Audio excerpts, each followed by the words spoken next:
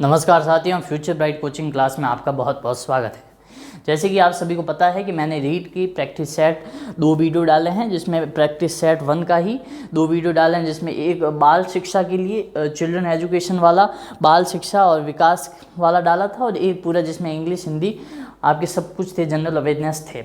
आज ये है प्रैक्टिस सेट नंबर 2। आज हम इस प्रैक्टिस सेट नंबर 2 में ऑलमोस्ट ज़्यादातर क्वेश्चन लेंगे वो एनवायरनमेंट स्टडीज़ के लेंगे, पर्यावरण शिक्षा के लेंगे। तो आज ये वीडियो आप ज़रूर देखिएगा। इसके अंदर हम 24 क्वेश्चंस लेंगे। हम पूरा प्रयास करेंगे कि 20 मिनट के अंदर अंदर इस वीडियो को ख़त्म कर लें। आप इस वीडियो को अंत तक देखना ना भूलिएगा। अगर आप लास्ट तक देखोगे तो आपका बहुत वैल्यू एडिशन होगा, और आपको भी पता चलेगा कि आपको इनमें से, आप कमेंट जरूर कीजिएगा चॉइस में से आपको कितने क्वेश्चन आए, जिससे कि आपको अपनी स्थिति पता लग जाए कि आप कहाँ खड़े हैं। इसके अलावा रही बात प्रीवियस वीडियो की, तो उन वीडियो का लिंक भी आपको डिस्क्रिप्शन में मिल जाएगा, उनको भी आप देखना ना भूलिएगा। तो चलिए शुरू करते हैं आज का अपना प्रैक्टिस सेट नंबर 2 का वीडियो। तो साथियों, देखते हैं आज के अपने इस प्रैक्टिस सेट के प्रश्न।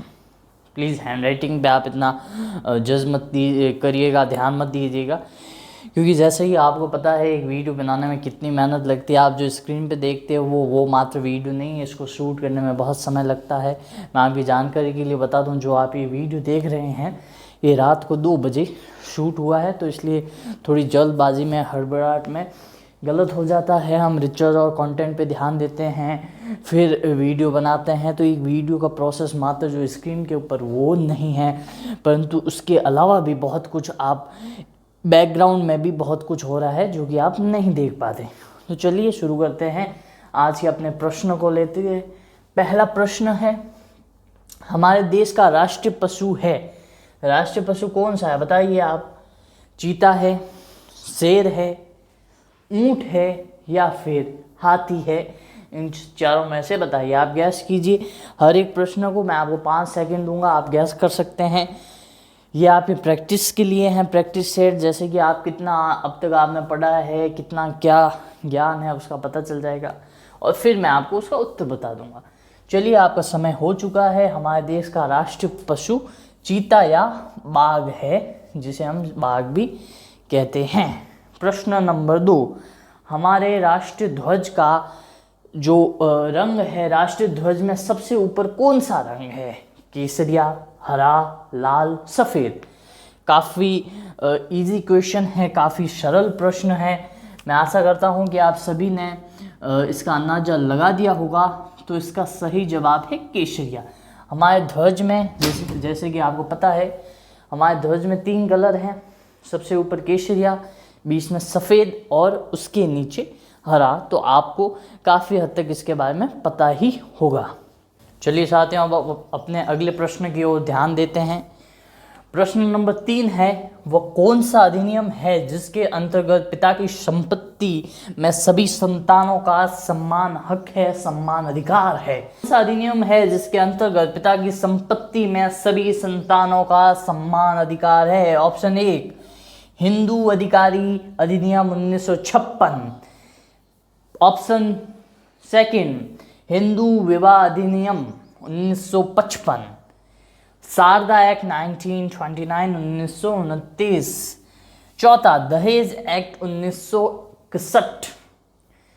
आप सोच लीजिए, 4 ऑप्शन है। हिंदू उत्तराधिकारी अधिनियम 1956, हिंदू विवाह अधिनियम 1955, शारदा एक्ट 1929, दहेज एक्ट 1961। तो जैसा कि प्रश्न है, वो कौन सा अधिनियम है जिसके अंतर्गत पिता की संपत्ति में सभी संतानों का समान अधिकार दिया गया है? तो इसका सही उत्तर है हिंदू उत्तराधिकारी अधिनियम 1956। आपको क्लियर हो गया होगा। चलिए अगले प्रश्न पे ध्यान देते हैं। प्रश्न नंबर 4, पंचायती राज संस्थाओं में समस्त पदों पर कितने प्रतिशत स्थान महिलाओं के लिए आरक्षित किया गया है बताइए। मतलब जो आपको पता ही है, पंचायती एक्ट है, बहुत मेजर एक्ट है, आपके कोर्स में ज़रूर है, रीट में भी है। उसके अनुसार कितने प्रतिशत जो आरक्षित सीट्स हैं, जो संस्थाओं के अंदर जो महिलाओं का आरक्षण कितने प्रतिशत दिया गया है? 25, 30, 40 या 50? गैस। तो जैसा कि मैं बताऊं कि पंचायती एक्ट में पुरुष और महिलाओं की समानता की बात की है, तो दोनों का ही सम्मान एक बराबर होगा, यानी 50% पुरुष 50% महिलाएं। तो इसका सही उत्तर ऑप्शन नंबर 4 50% है। चलिए अपने अगले प्रश्न नंबर 5 पे और बढ़ते हैं। राजस्थान का पहला पूर्ण साक्षर जिला कौन सा है? कोटा, अजमेर, जयपुर, जोधपुर। यानी ऐसा कौन सा डिस्ट्रिक्ट है जिसमें कि 100% लिटरेसी रेट है? पहला ऐसा कौन सा पूर्ण साक्षर वाला जिला है? कोटा, अजमेर, जयपुर या जोधपुर? तो मैं बता दूं इसका सही उत्तर है अजमेर। अजमेर देखिए हमेशा से राजस्थान में प्रमुख रहा है। जब से ब्रिटिशर्स इंडिया में आए थे सबसे पहली छावनी अजमेर में डाली। आपको पता ही होगा, आपके राजस्थान रीट जैसे कि आप पढ़ ही रहे हो, तो आपका आरपीएससी का हेडक्वार्टर भी अजमेर में है, आरबीएससी का भी हेडक्वार्टर अजमेर है। तो अजमेर ही पहला जिला है, सेंटर ऑफ एजुकेशन माना जाता है अजमेर। प्रश्न नंबर 6 की ओर बढ़ते हैं। राजस्थान की वो कौन सी जनजाति है जिसमें जीवन साथी का चुनाव मेलों में किया जाता है? ऐसी कौन सी ट्राइब है जिसमें कि जो फेस्टिवल्स होते हैं या फिर आप कह सकते हैं फेयर्स होते हैं, उनके अंदर जीवन साथी का चुनाव किया जाता है? ऑप्शन 1 भील जनजाति, ऑप्शन बी मीणा जनजाति, ऑप्शन सी ग्रासिया जनजाति या चौथा सहरिया जनजाति। सोच लीजिए, 4 ऑप्शन है, भील, मीणा, ग्रासिया और सहरिया। चलिए मैं आपको इसका सही उत्तर बता देता हूं। इसका सही उत्तर है ग्रासिया जनजाति। अगले प्रश्न की ओर बढ़ते हैं। प्रश्न नंबर 7। तीज की सवारी प्रसिद्ध है किसकी? उदयपुर की, जयपुर की, भरतपुर की या कोटा की? वापस आपको प्रश्न बता देता हूं। तीज की सवारी प्रसिद्ध किस जिले की है? उदयपुर, जयपुर, भरतपुर या कोटा? सोच लिया? चलिए मैं आपको बताता हूं। इसका सही उत्तर है उदयपुर की तीज की सवारी सबसे प्रसिद्ध है। विंडो 7 का बहुत इजी प्रश्न है। विंडो 7 का संबंध किससे है? रेडियो से, कंप्यूटर से, मोबाइल से या फिर बेहतर तार से? विंडो 7 सबको ही पता है कंप्यूटर से है, इसमें कोई संदेह नहीं है, परंतु ऐसे भी प्रश्न आते हैं। चलिए साथियों अपन अपने अगले प्रश्न की ओर बढ़ते हैं। अगला प्रश्न नंबर 9 है। जिन क्षेत्रों में मोबाइल टावर होते हैं यहाँ पर समस्याएं आ सकती है, परंतु कौन सी समस्या नहीं आती? पहला ऑप्शन है आपके पास मधुमक्खियां अपना रास्ता भटक सकती हैं। दूसरा स्त्री पुरुष में प्रजनन की क्षमता में कमी आ जाती है। चौथा है स्नायुक्त प्रभावित हो सकता है। पांचवा है लोगों को अनिद्रा की बीमारी हो सकती है। आपके पास 4 ऑप्शन है। अनिद्रा की बीमारी हो सकती है, स्त्री पुरुष में प्रजनन की क्षमता कमी आ सकती है, स्नायु तंत्र प्रभावित हो सकता है, मधुमक्खी अपना रास्ता भटक जाती है। तो इसका सही उत्तर है लोगों में अनिद्रा की कमी आती है, ऑप्शन नंबर 4। 10वां, पर्वतारोहण की कठिनाइयों से संबंधित हैं। किससे संबंधित हैं? ऊंचाई से संबंधित हैं, हिमस्खलन से संबंधित है, चट्टानों का गिरना समस्या है या फिर उपयुक्त सभी या फिर इन सब? तो जैसे कि आपको पता है ये बहुत आसान है, तो ये सभी है, क्योंकि हिमस्खलन पहाड़ फिसलते हैं, ढह जाते हैं, ऊंचाई तो है ही, जैसे कि आपको पता ही है कि पहाड़ कितने ऊंचे होते हैं, इनको चढ़ना, फिर ये पहाड़ गिर सकते हैं, फिर यहाँ से जो पत्थर होगा वो नीचे गिर सकता है, तो ये सारी समस्याएं हैं। तो ये हो गया उपयुक्त सभी। अगला प्रश्न, डीपीटी का टीका किस रोग हेतु लगता है? डीपीटी का टीका किस रोग हेतु लगता है? टीबी के रोग के लिए लगता है, डिप्थीरिया के रोग के लिए लगता है, प्लेग के लिए लगता है या कुष्ठ रोग के लिए लगता है? 4 ऑप्शन है, टीबी, डिप्थीरिया, प्लेग या कुष्ठ रोग। ये डीपीटी का टीका किसके लिए लगता है? तो इसका सही उत्तर है डिप्थीरिया के रोग के लिए लगता है। आपका अगला प्रश्न आप अपने ब्लैक बोर्ड पे देख सकते हैं। गर्मियों में सफ़ेद कपड़े पहनने चाहिए, क्योंकि किस लिए पहनना चाहिए? सफ़ेद कपड़ों से ऊष्मा को अवशोषित करते हैं। सफ़ेद कपड़े ऊष्मा को अवशोषित करते हैं। सफ़ेद कपड़े ऊष्मा को परावर्तित करते हैं। मतलब कि सफ़ेद कपड़े क्या ऊर्जा यानी लाइट को ऑब्जर्व करते हैं, या फिर सफ़ेद कपड़े ऊर्जा को फेंकते हैं, छोड़ते हैं। तीसरा है सफ़ेद कपड़े पहनने से सफ़ेद कपड़े पहनने में आरामदायक होते हैं। चौथा है आर्द्रता को जल्दी सोख लेते हैं। 4 ऑप्शन है, आप सोच लीजिए। ऊष्मा को, पहला ऑप्शन है ऊष्मा को अवशोषित करते हैं, ऊष्मा को प्रवर्तित करते हैं, सफ़ेद कपड़े पहनने में आरामदायक हैं। चौथा है आर्द्रता जल्दी सोख लेते हैं। तो इसका सही जवाब है सफ़ेद कपड़े ऊष्मा को प्रवर्तित करते हैं। प्रश्न नंबर 13, प्लाज्मोडियम के वाहक हैं। मादा क्यूलेक्स, नर क्यूलेक्स,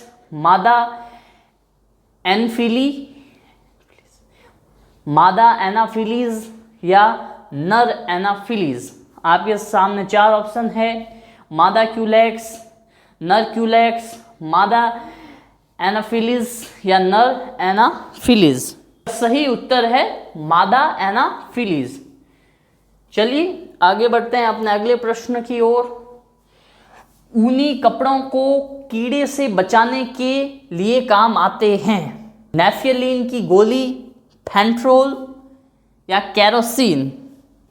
तो इसका सही जवाब है नेफ्थलीन की गोली। अगला प्रश्न नंबर 15, गीत गोविंद चित्र किस शैली का है? गीत गोविंद शैली किस क्षेत्र का है? मारवाड़ शैली का, मेवाड़ शैली का, कोटा शैली का या बीकानेर शैली का? आपको प्रश्न वापस रिपीट कर देता हूँ। गीत गोविंद चित्र किस शैली का है? मारवाड़, मेवाड़, कोटा या बीकानेर शैली का? इसका सही उत्तर है मेवाड़ शैली का। निम्नलिखित जल दुर्ग नहीं है, इनमें से जो ये आपके पास ऑप्शन है, इनमें से कौन सा जल दुर्ग नहीं है? गागरोन दुर्ग, भैंसरोडगढ़ दुर्ग, शेरगढ़ दुर्ग, कुंभलगढ़ दुर्ग। 4 दुर्ग है कुंभलगढ़ दुर्ग, भैंसरोड दुर्ग, शेरगढ़ दुर्ग और गागरोन दुर्ग। तो इसका सही उत्तर है कुंभलगढ़ दुर्ग, जहां श्री महाराणा प्रताप जी का जन्म हुआ था। चलिए साथियों और आगे बढ़ते हैं और नए प्रश्न देखते हैं। 17वां प्रश्न है, राजस्थान में 1444 स्तंभों वाला मंदिर कहाँ स्थित है? राजस्थान में कौन से शहर में मंदिर है? वो मंदिर है जिसमें 1444 स्तंभ है। आपके पास 4 ऑप्शन है, रणकपुर, बदनौर, कैथुन, झालरा पाटन। मतलब राजस्थान में कौन से जिले में, कौन से शहर में 1444 स्तंभों वाला मंदिर है? रणकपुर, बदनौर, कैथुन, झालरा पाटन। तो आपके 5 सेकंड हो गए और इसका सही उत्तर है रणकपुर। रणकपुर में ही 1414 स्तंभों वाला मंदिर स्थित है। अगला प्रश्न नंबर 18, निम्नलिखित में से भीलों का नृत्य है, भीलों का कौन सा नृत्य है? वालर नृत्य, गैर नृत्य, गौरी नृत्य, नेजा नृत्य। इनमें से कौन सा भीलों का सिंबॉलिक नृत्य है? ऑप्शन है वालर नृत्य, गैर नृत्य, गौरी नृत्य, नेजा नृत्य।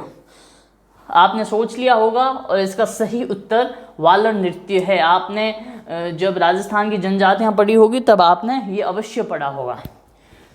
प्रश्न नंबर 19, पुष्कर का मेला संपन्न होता है, कब संपन्न होता है? कार्तिक पूर्णिमा को संपन्न होता है, माघ पूर्णिमा को संपन्न होता है, श्रावण पूर्णिमा को संपन्न होता है या चैत्र पूर्णिमा को संपन्न होता है? 4 ऑप्शन, कार्तिक पूर्णिमा, माघ पूर्णिमा, श्रावण पूर्णिमा, चैत्र पूर्णिमा। आपने सोच लिया होगा और इसका जवाब है कार्तिक पूर्णिमा, क्योंकि कार्तिक पूर्णिमा को ही पुष्कर का मेला संपन्न होता है, खत्म होता है। चलिए अगला प्रश्न नंबर 20, वो कौन सी नदी है जो पौराणिक पवित्र नदी सरस्वती के स्थान पे बहती है, यानी सरस्वती नदी की जगह अब जो नदी बहती है उस नदी का नाम क्या है? बनारस नदी, बाणगंगा नदी, चंबल नदी या फिर घग्गर नदी? 4 ऑप्शन, बनारस नदी, बाणगंगा नदी, चंबल नदी या घग्गर नदी। तो इसका सही उत्तर है बनारस नदी नहीं बल्कि घग्गर नदी। घग्गर नदी इसका सही उत्तर है। चलिए आगे बढ़ते हैं। पारिस्थितिक तंत्र के तत्वों का संकरण को कहते हैं, क्या कहते हैं? किस चीज को पारिस्थितिक तंत्रों के तत्वों के संकरण को कहते हैं? भूकंप चक्र, रासायनिक चक्र, भूरासायनिक चक्र, जैव भूरासायनिक चक्र। तो इसका सही जवाब है ऑप्शन नंबर 4, जैव भूरासायनिक चक्र। अगला प्रश्न, प्रश्न नंबर 22, इनमें से कौन सी सबसे महत्वपूर्ण ग्रीन हाउस गैस है? Which of the following is the most important green house gas? Option are oxygen नहीं दे रखा है, इसमें मिथेन दे रखा है, कार्बन डाइऑक्साइड दे रखा है, नाइट्रोजन दे रखा है, ओजोन दे रखा है। They are 4 option, ozone, methane, carbon dioxide and ozone. ठीक है, सोच लीजिए और इसका सही उत्तर है option number B, carbon dioxide, because carbon dioxide is the most important gas. ठीक है, अपने एटमॉस्फेयर में सबसे महत्वपूर्ण यही गैस है और सबसे ज़्यादा मात्रा के अंदर भी यही गैस है। प्रश्न नंबर 23, पर्यावरण शिक्षा किसका हिस्सा बन सकती है? पर्यावरण शिक्षा किसका हिस्सा बन सकती है? ऑप्शन ए, प्राथमिक विद्यालय स्तर पर बन सकती है, ऑप्शन बी, उच्च विद्यालय स्तर पर बन सकती है, ऑप्शन सी, महाविद्यालय स्तर पर बन सकती है, और 4 है सभी स्तर पे। तो जाहिर सी बात है सभी स्तर पे बन सकती है क्योंकि इसमें कोई कमी नहीं है, आप कहीं पे भी पढ़ा सकते हो। पर्यावरण शिक्षण को, इन्वायरमेंट स्टडीज को आप कहीं पे भी पढ़ा सकते हो, भले सीनियर सेकेंडरी हो, कॉलेज हो, यूनिवर्सिटी हो, कहीं पढ़ा सकते हो। चलिए प्रश्न नंबर 24 और अपना आज का ये अंतिम प्रश्न है और सबसे इजी भी प्रश्न है मेरे अनुसार आज की क्लास का। साक्षात्कार क्या होता है? What is interview? इंटरव्यू क्या है? संप्रेषण ऑप्शन ए है, ऑप्शन बी है आंकड़ों का संग्रह विधि यानी कलेक्शन ऑफ डाटा, आमने सामने बैठना, बैठक वार्तालाप या प्रदत्त विश्लेषण। वापस रिपीट करता हूँ, संप्रेषण विधि, आंकड़ों का संकलन विधि, आमने सामने बैठक वार्तालाप या प्रदत्त विश्लेषण। तो इसका सही जवाब है, आप सभी ने गैस कर लिया होगा, बहुत ही आसान है, सबसे इजी है आमने सामने बैठकर वार्तालाप करना। तो साथियों आज हमने ये चॉइस क्वेश्चन अपनी क्लास के अंदर किए। मैं आशा करता हूँ कि आपको सारे क्वेश्चन समझ में आए होंगे। आप कमेंट करके बताइएगा इनमें से चॉइस में से आप कितने कर पाए। अगर 20 कर पाए तो 20 कमेंट कीजिए, 15 कर पाए 15 कमेंट कीजिए, 24 में से 24 करिए तो ऑल द बेस्ट, वो भी कमेंट कीजिए। आप ज़रूर बताइए। वीडियो बनाने में बहुत मेहनत लगती है, आप देख सकते हैं कितना पसीना बहा है इस वीडियो को बनाने में। वॉइस प्रॉब्लम हो जाती है इसलिए फ़ैन तेज़ नहीं चला सकते, दूसरी चीज़ों में भी प्रॉब्लम होती है, साउंड प्रॉब्लम हो जाती है, सभी चीज़ों का ध्यान रखना पड़ता है, इसलिए वीडियो बनाने में बहुत मेहनत लगती है। आपका यहाँ तक वीडियो देखने के लिए बहुत बहुत धन्यवाद। जय हिंद, जय भारत, वंदे मातरम।